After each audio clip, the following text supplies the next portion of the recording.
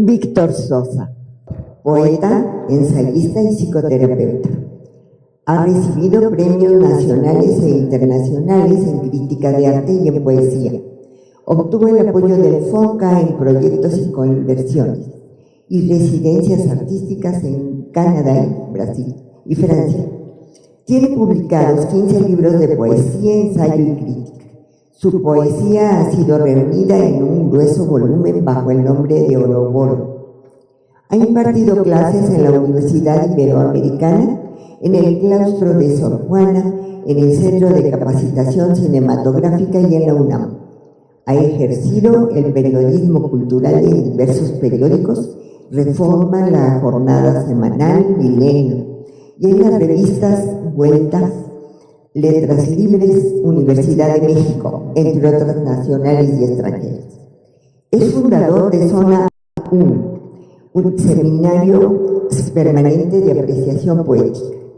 Tomó el entrenamiento en psicoterapia e hipnosis ericksoniana en el Instituto Iris Corso, el curso en técnicas avanzadas, arte en terapia, con Jeffrey Seyss, director de la Fundación Milton Erickson, y el diplomado en angustia, depresión y neurosis en el Centro Eleia Actividades Psicológicas. Actualmente cursa la maestría en psicoterapia psicoanalítica en dicho centro. Es creador y facilitador de grupos terapéuticos como el Laboratorio de Escritura Autobiográfica y el de Escritura Emocional Expresiva. Con ustedes, Víctor Sosa. El texto que voy a leer lo titulé De la caverna al consultorio, el espacio de la representación. ¿Desde qué lugar interior escribiré este libro?, se pregunta la maestra Iris Corso al comienzo de su Entre cuatro paredes, vivencias de una terapeuta. Y es comprensible. Lo primero que se impone el escritor como fundamento básico es un lugar, un espacio, es decir, un vacío donde poder instalarse para expresar escritura. Porque expresarse requiere espacio. Quien escribe, quien inscribe algo, necesita inventar primero el espacio de su inscripción. Recuerdo que John Berger, el escritor y crítico de arte británico, señalaba con extrema lucidez que lo primero que el hombre paleolítico inventa, aquel de Altamira o de Lascaux, no es la pintura rupestre, no es el bisonte rodeado de sus tensos cazadores, sino la caverna. Descubre o inventa, para inscribirse ahí, el pétreo espacio de la caverna, su cóncava curva protectora, húmeda, umbría y uterina. Sin ese espacio fundacional no habría historia del arte, no habría a secas historia. Es dable ver entonces que el lugar, sustento de todo hacer, tiene dos expresiones.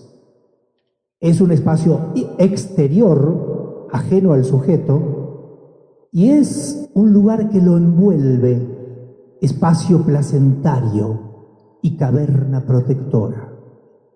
Es un lar para el ser. Y lar es fuego hogareño y es, en la mitología romana, el dios de la casa, el protector divino del hogar.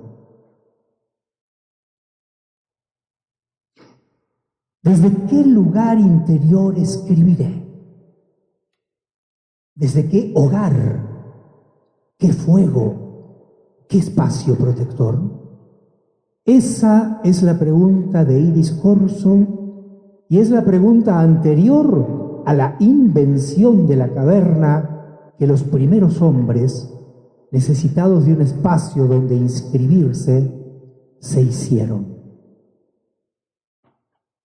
Y el lugar es siempre interior, aunque nos circunde. Lo percibimos, lo hicimos a imagen y semejanza de nuestra percepción, lo inventamos a la medida de nuestras necesidades. Mi caverna es mi cavidad donde contaré mi historia de bisontes y cazadores.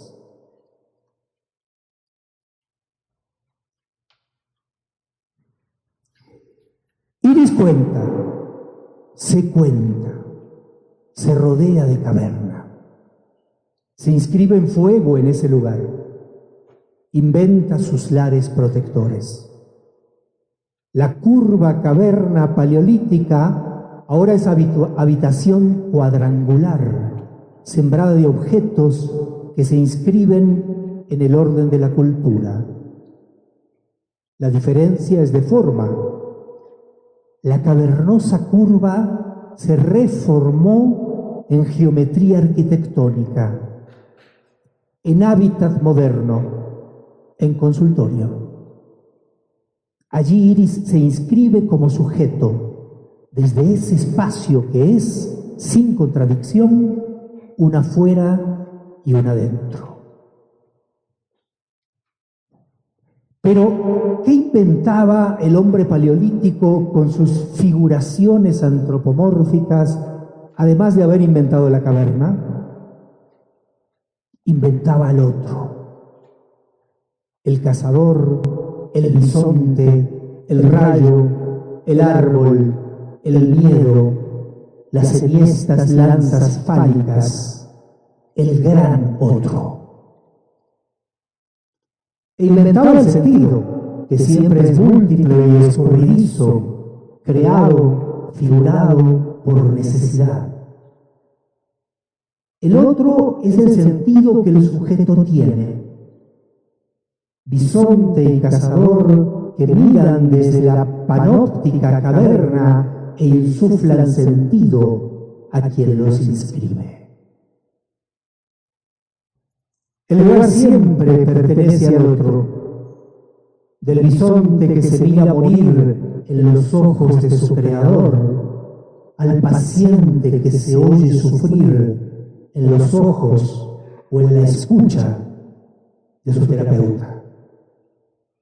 El paciente es la inscripción de un sufrimiento.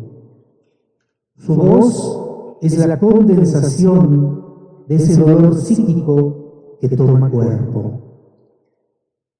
Tomar cuerpo, tomar lenguaje. Se hace palabra dolida, dolorosa, doliente, incluso en sus expresiones más maníacas, más exaltadas, más negadoras.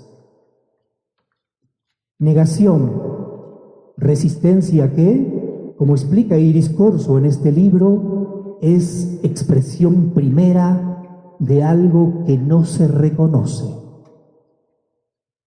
Representación de un ello aún indecible. Cosa no dicha, porque el lenguaje no opera ahí, no puede nominar. Qué hondo ese silencio, qué espeso, hondo y a la vez percutiente. Inarticuladamente percutiente. Ese es el lugar donde actúa el terapeuta y su bisonte, el paciente. Allí llamea algo desprovisto de lar, de protector.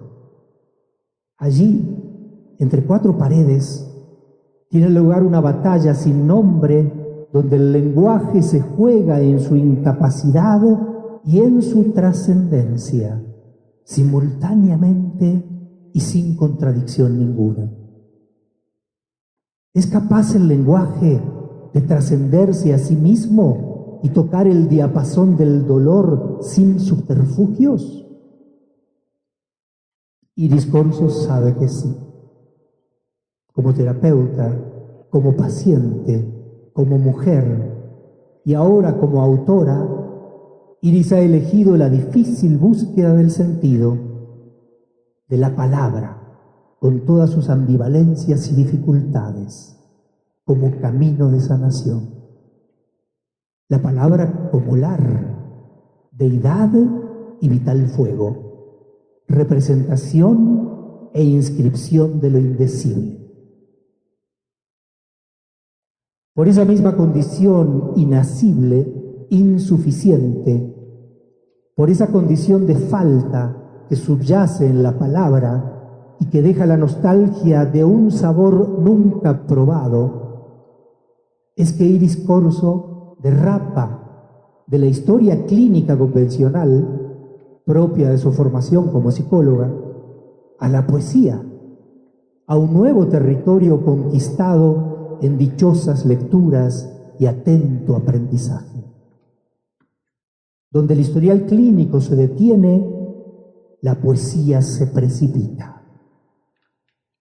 Ahí se dice en condensación, en incandescencia, en cadencia musical. Es otro saber y otro sabor, porque tal vez el sabor nunca probado solo sea probable en la poesía. No hablo de lo que pasa en el libro, ya lo habrán notado, porque esa es tarea que compete al lector. Hablo de lo que pasó en mí al leer el libro de Iris Corzo. Hablo de los rastros que dejó en mí desde lo indecible, desde los vacíos y actos, intersticios del lenguaje. Decir que este no es un libro convencional, que no estamos ante un manual terapéutico, ante un puro ejercicio autobiográfico, ante un, ni se nos ocurra, folletín de autoayuda, sería decir poco.